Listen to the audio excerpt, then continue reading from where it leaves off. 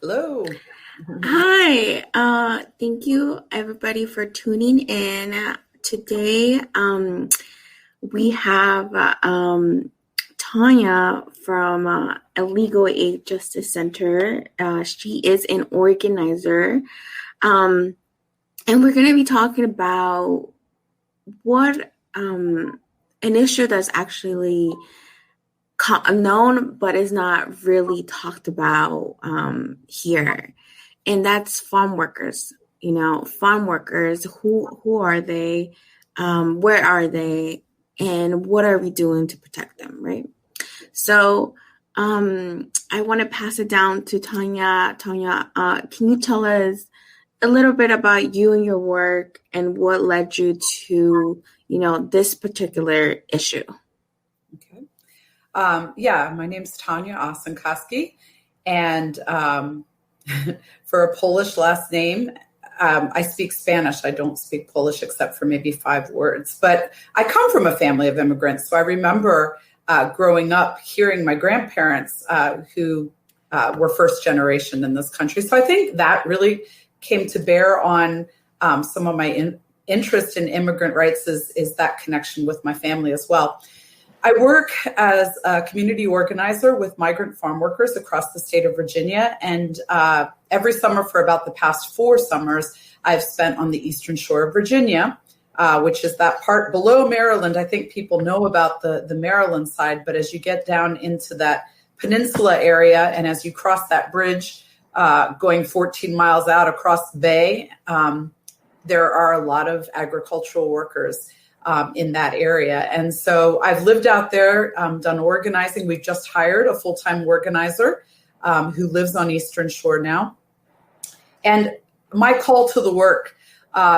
So I had a friend call me when I was, I'll go back that I'm actually a pastor's kid on both sides. Both of my parents are retired pastors. And so I think I kind of grew up with a background in community organizing, but from church planning. And so that was a skill that I kind of watched in a different realm.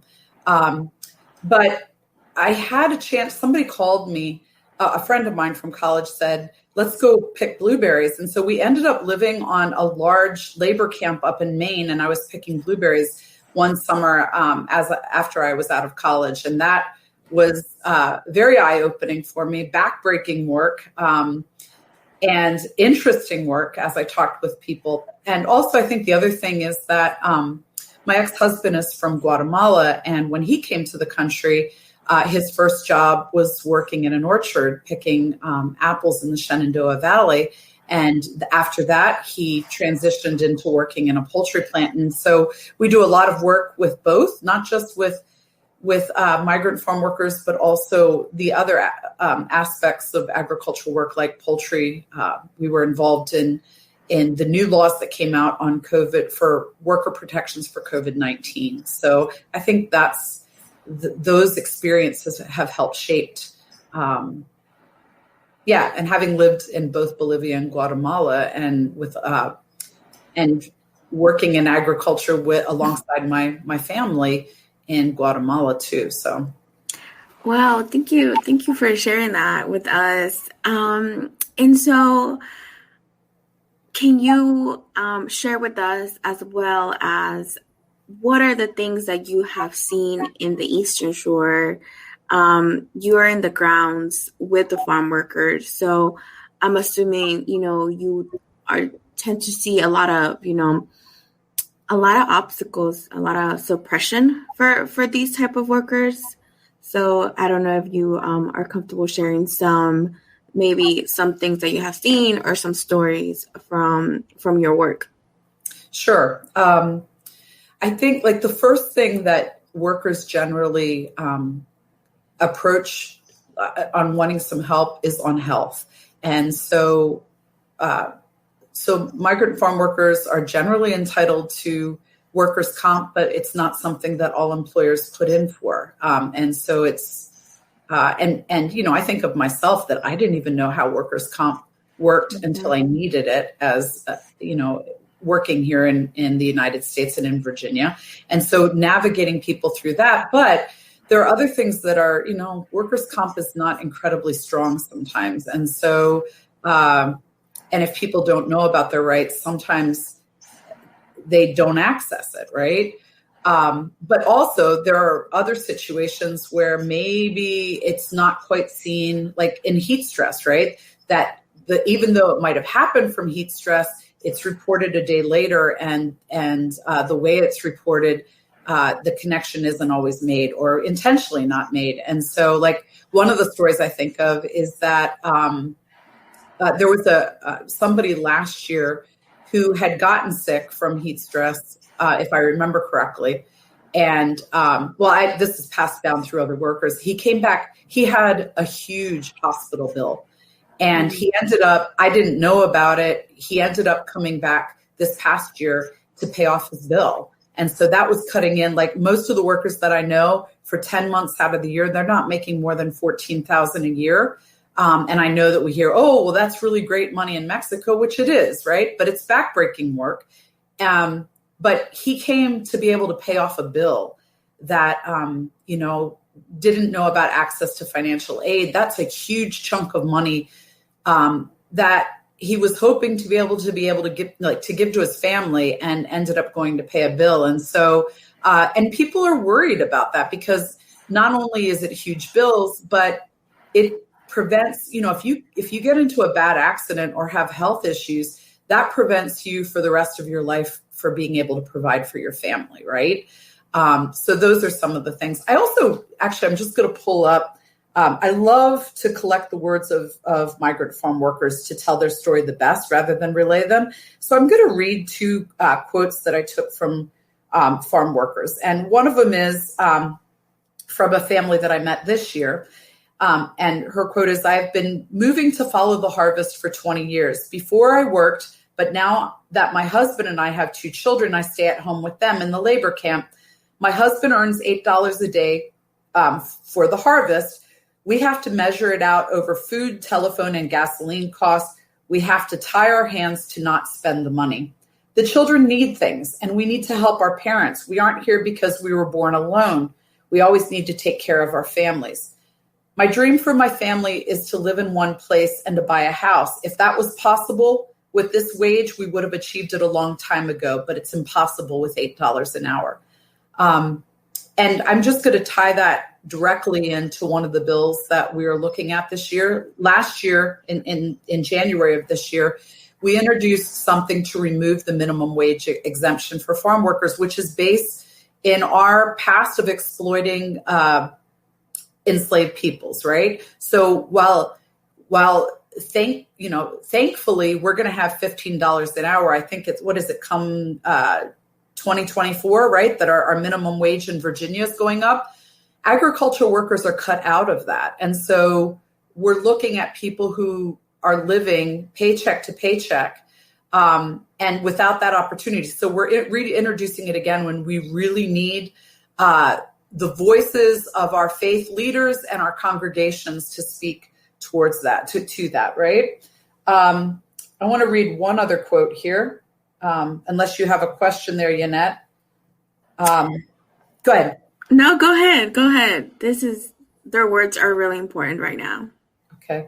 And this goes to another bill that we're introducing, and we introduced last year, but it was tabled to this year, which is on heat stress. And actually, I want to express that the things that have come from workers, we do it through community organizing. We had worker meetings, and these were the 2 top things, was pay, work, like the rate of production, that, how people have to meet a production standard, and then also heat stress, because it's incredibly hot. And I think people, because a lot of us, like when I worked in a grocery store, every 2 hours I got a 10-minute break, but that is not mandatory, and it's not mandatory for agricultural workers.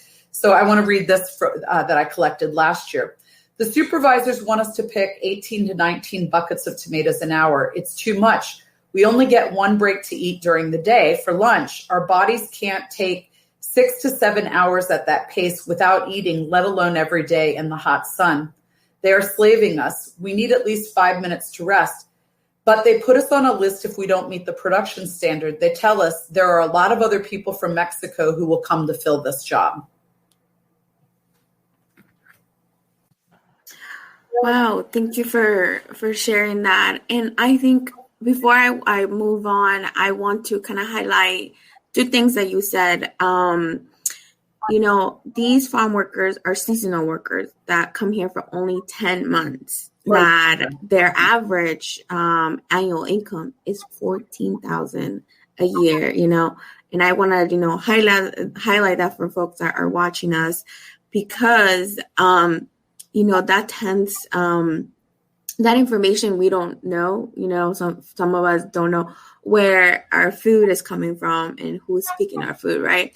So, one other question that people might be asking right now is, how are these farm workers coming, And I was wondering if you can explain that to our viewers, how are they coming? How are, why Virginia? So if that's something you can explain to us. Sure. So there are different avenues in which people come. There are people who live here in the United States, whether documented or undocumented, who follow the season. So they might start in Florida and then come to the Carolinas and then up to Virginia and back to Florida again. And there are different migrant streams. People who are coming to pick apples may have a different path that they take. But I'm talking about Eastern Shore right now. And besides tomatoes on Eastern Shore, potatoes are another crop, and there are other types of agricultural as well. And then you have H-2A workers, which we're seeing more and more. And H-2A is the guest worker program. There's an unlimited, people can apply, businesses can apply. They have to offer it to U.S. workers first, but there are very few people who want to do backbreaking work for that kind of pay. And it's supposed to be competitive, offering it at a reasonable wage that American workers would want to take those jobs.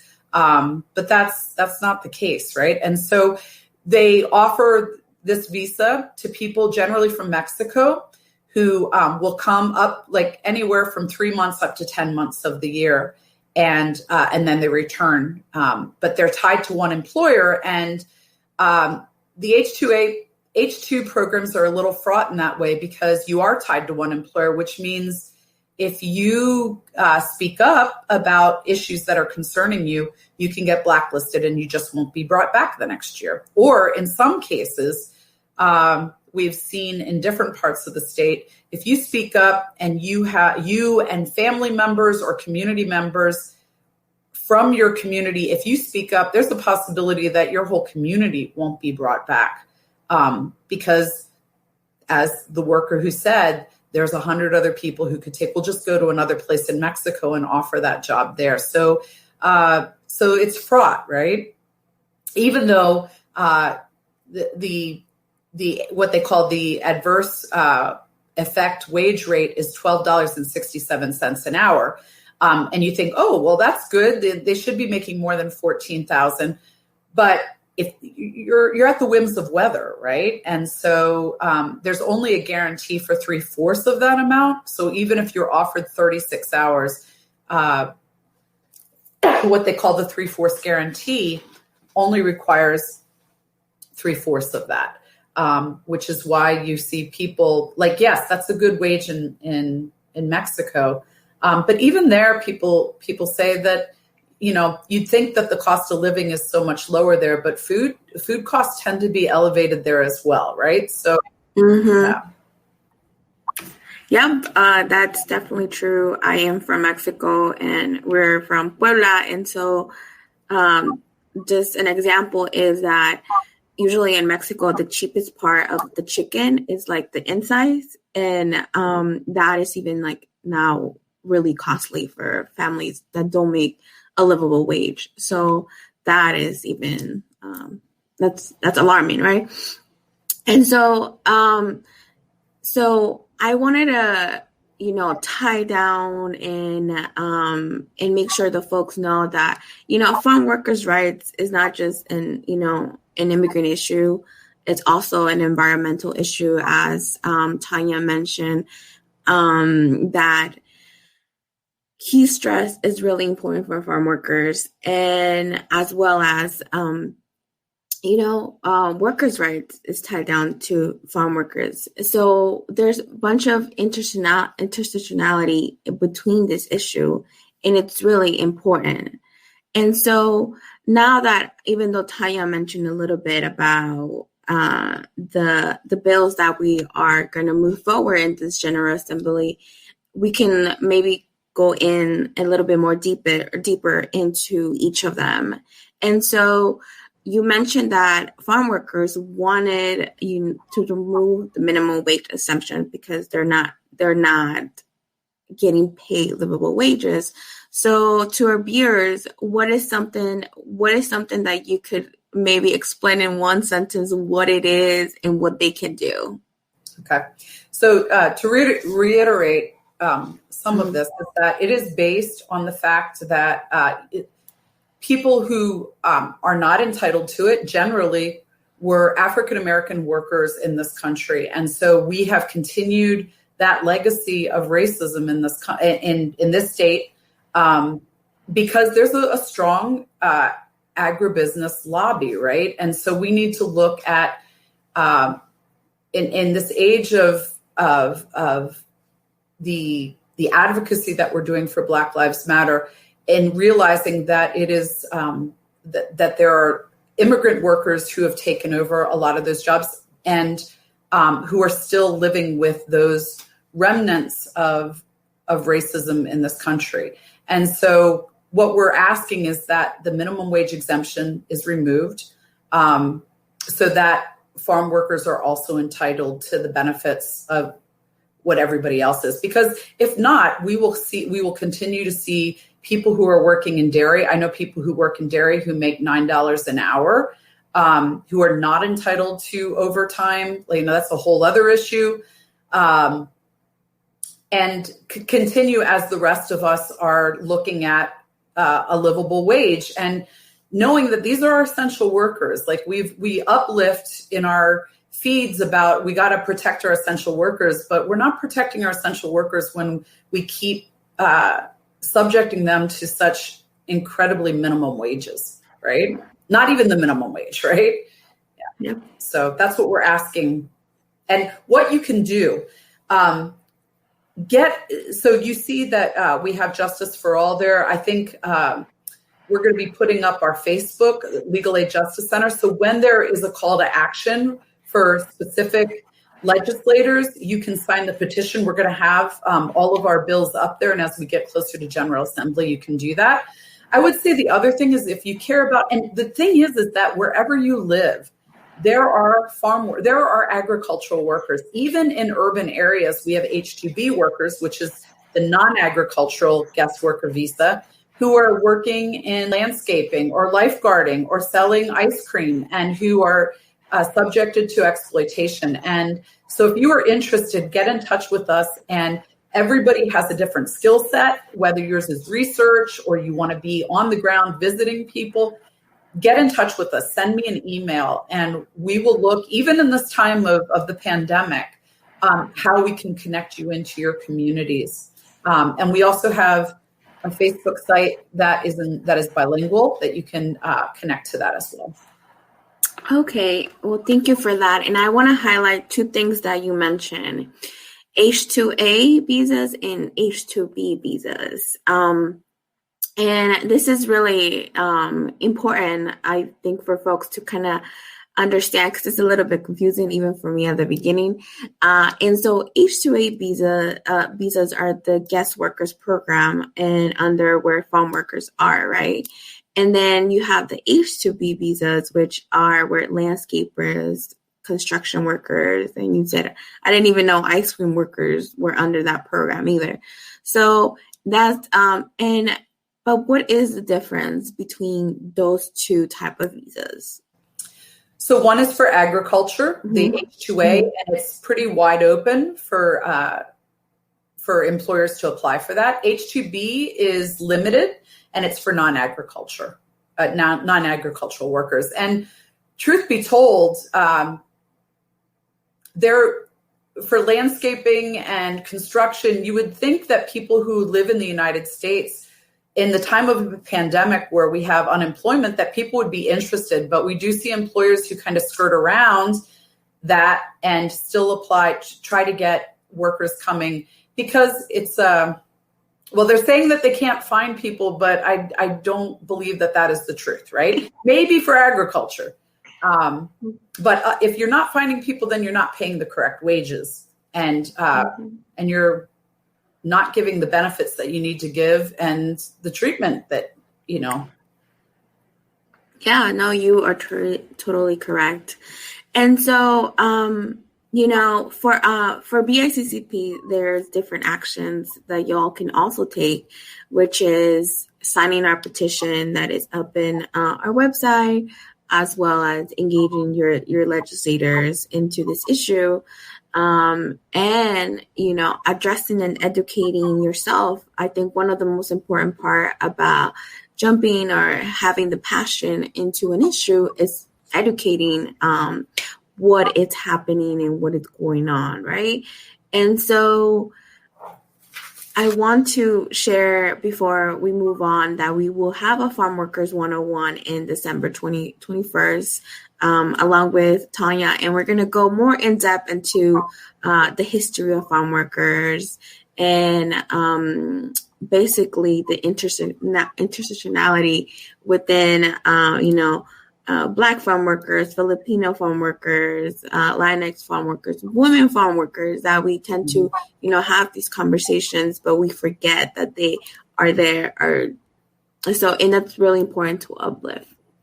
And as well as addressing I mentioned before, addressing that there is also an intersectionality within the environmental justice, within workers' rights, immigration justice. And I think for this, like Tonya mentioned, where is our food supply chain coming from? Where is our food?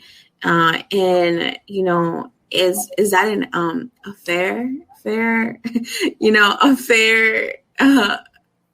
I guess like a fair table that you're sitting at, right? And so in that I want to move on to addressing the heat stress. I think a lot of, like you mentioned before, folks are not required, or employers are not required to give breaks to their employees. And that doesn't only affect to just farm workers. It affects any outdoor worker or indoor worker that is being exposed to high temperatures. And so I think this brings to the point and an idea that when you center the most marginalized people, everybody tends to benefit from what we fight, right? So, and I do want to also share that BICCP is also working on another issue that, unfortunately, we won't be able to fight in the General Assembly this session because of the limited bills. But currently, there is children working on tobacco fields that are under the age of 18. And so we are trying to pass a legislation that would require parental or legal guardian permission, and as well as informing them of the issues or obstacles that they can face while working in those fields. And so, but we will continue to educate folks throughout the next year, and hopefully we'll be back with the legislation on 2022. So, which probably seems far away, but it's not. So, anyways, Tonya, I think as a person of faith that you mentioned, can you share with us why you think this work, ties down to, our faith values, and how you as a faith person think this is it's just that this work needs to be done? as a young person, I remember one of my favorite books, and I'm sure in all faith traditions,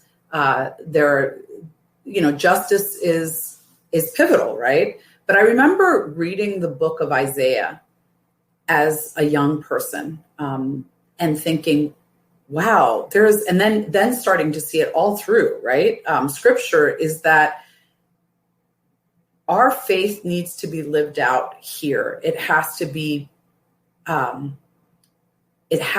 put into practice here. And I think, I think for the time that I've lived in Latin America, how much I've been enriched by the faith traditions in Latin America, diverse faith traditions in Latin America. And having those conversations and realizing that without sounding trite, that we really are brothers and sisters. And so we need to, some of the most beautiful things, I'm sitting with this question because it's so important to me. But some of the most beautiful things on Eastern Shore are the worker meetings, which we didn't have during the pandemic and we missed having. But we met at a church, and community members and farm workers came and sat together. And it was the breaking of bread, like the most powerful things during those meetings. Sometimes, it was very powerful to hear people talk about their experiences, but sitting around the tables and having an interpreter at each table and hearing, like as I went around and I was kind of overhearing what was happening in tables, that's where the connection happened, is that people really start to realize when you have that opportunity to sit down together that we are so much alike in our lived experiences as humans. And when you make that connection, and it's not just the things that you're hearing on the news, but it's that human connection, you can't turn away because you start to see people as part of your extended family.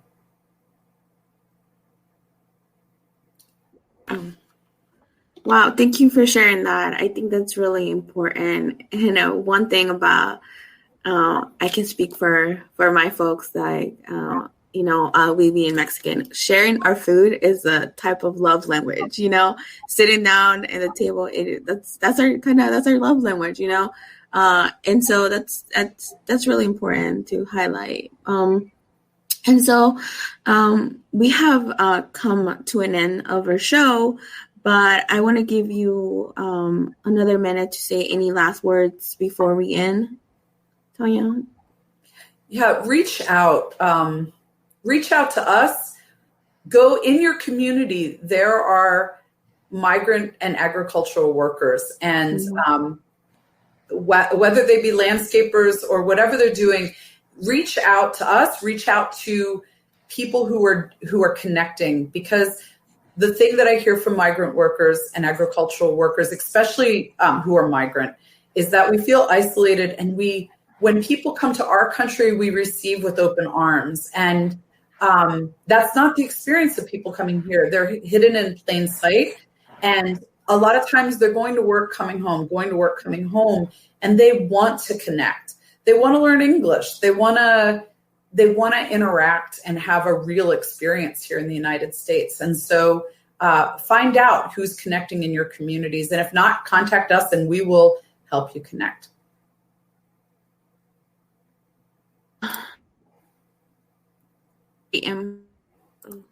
Yes, I think sorry, we're having technical difficulties. But I think that's a very important point that you highlight. I think one of the our privileges is that we know all of these resources. And like you said, these workers are just down the street from us and we don't even know, but it's so important to distribute all of these resources, information everywhere in order for them, to know this. And so with that being said, please don't forget to sign up for our Farm Workers 101. We go more in depth onto what is going on here, and of course, give you even more space to ask more questions and what you can do. So our link is up in the comments, and so please share it with your friends, anybody, and as well as don't forget to sign our petition. And if you cannot make it this December to our Farm Workers 101, we will be having a mini workshop on farm workers on our Day for All People in January. Well, it's actually Week for All People. Oh no, Day for All Week. So instead of one day, it's going to be a whole week. So sorry, we're so used to just having Day for All People one day, and Tonya will also be joining us, and we will also be talking about and getting, gearing up to the General Assembly and making sure that everybody, takes this to their legislators. So again, thank you so much, Tonya, for joining us, for taking your time with us, and we look forward for you coming back to the show next time. Thank you. Thank you.